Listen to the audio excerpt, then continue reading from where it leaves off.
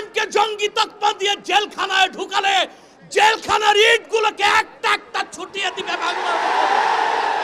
৫৫,০০০ বর্গ মাইলের বাংলাদেশের কোন ১ ইঞ্চি জায়গায় মার্কিন আগ্রাসনকে প্রতিষ্ঠিত হতে দেওয়া হবে না, হবে না, হবে না। ডক্টর ইউনূসকে বলছি, কান পেতে শুনে রাখুন, আপনার হালুয়া রুটির ভাগ যারা খায় আপনাকে তারা বাঁচাতে পারবে না।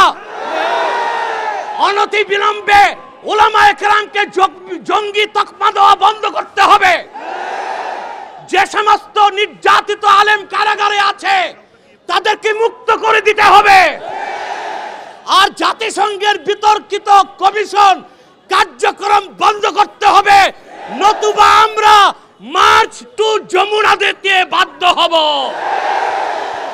আরেকটা বিপ্লবের তরে মার্কিন দালাল যারা বাংলাদেশে মার্কিন এজেন্ডা বাস্তবায়ন করতে চাও তারাও ভেসে যাবে।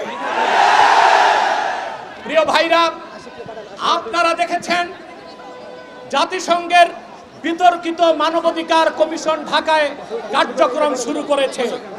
আমরা এটা চাই নাই। পৃথিবীর ১৬টি যুদ্ধ বিধ্বস্ত রাষ্ট্রে জাতিসংঘ মানবাধিকার কমিশন কাজ করে। আমার প্রশ্ন, বাংলাদেশ কি যুদ্ধ বিধ্বস্ত না স্বাধীন বাংলাদেশ?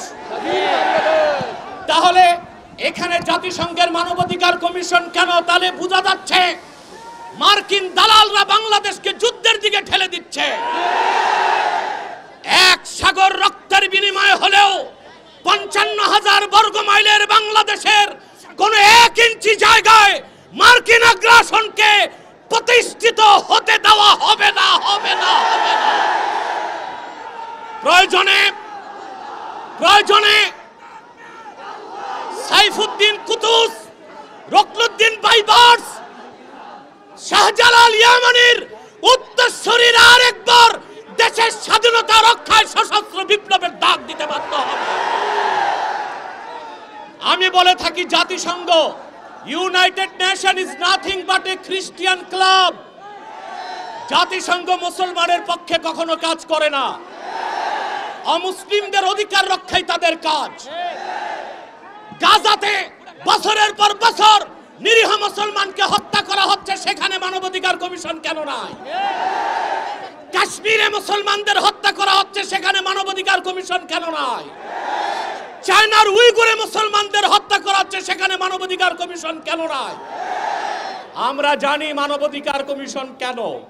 আল্লাহ ও তার আখিরি নবী নূর নবীজি মুহাম্মদ সাল্লাল্লাহু আলাইহি ওয়াসাল্লামের আরশচুম্বী সম্মান মর্যাদার বিরুদ্ধে যে কুলাঙ্গার সাতেম কাফেররা বক্তব্য দিবে, তাদের শাস্তির দাবি করলেই মানবাধিকার কমিশন তাদের পক্ষে ঢাল হয়ে দাঁড়াবে। খেলাফত প্রতিষ্ঠার কথা যারা বলবে, জিহাদের কথা যারা বলবে, জঙ্গি তকমা দিয়া তাদের কারাগারে বন্দী করতে চায়, আর সুযোগ দেওয়া হবে না। কোন একজন আলেমকে জঙ্গি তকমা দিয়ে জেলখানায় ঢুকালে জেলখানার ইটগুলোকে একটা একটা ছুটিয়ে দিবে বাংলা।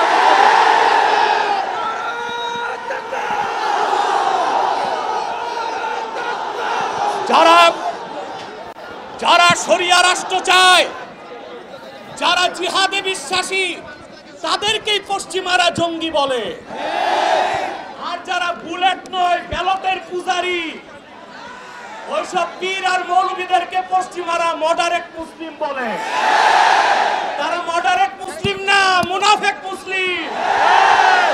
প্রিয় ভাইরা, এই শব্দের উৎপত্তি কখন থেকে? টুইন টাওয়ার হামলার পর থেকে পশ্চিমারা প্র্যাকটিসিং মুসলিমদেরকে প্রশ্নবিদ্ধ করতে, জিহাদের বিরোধিতা করতে জঙ্গি শব্দ আমদানি করেছে। আর পশ্চিমাদের পাঁচাটা গোলাম প্রথম আলো কর্তৃপক্ষ এই জঙ্গি নাটকের পক্ষে তাদের বুদ্ধিভিত্তিক সহযোগিতা করেছে। সেজন্য আমি বলবো, মুজিবের ৩২ নাম্বার যদি ভাঙ্গা যায়, প্রথম আলোর অফিসকে মাটির সাথে গুড়ায় দিতে হবে। এটাই বাংলাদেশের আলেমদেরকে জঙ্গি তকমা দেবার ন্যারেটিভ তৈরি করে। জঙ্গি, আমি বলি জঙ্গি খারাপ না, জাং থেকে জঙ্গি। জাং মানে যুদ্ধ, আর জঙ্গি মানে যোদ্ধা। উত্তরা দিয়াবাড়িতে তে জঙ্গি বিমান ভূপাতিত হয়েছে, সেটা কি সন্ত্রাসী বিমান? না। যিনি পাইলট ছিলেন তিনিও জঙ্গি যেহেতু যোদ্ধা, মুক্তিযোদ্ধারাও জঙ্গি যেহেতু যোদ্ধা।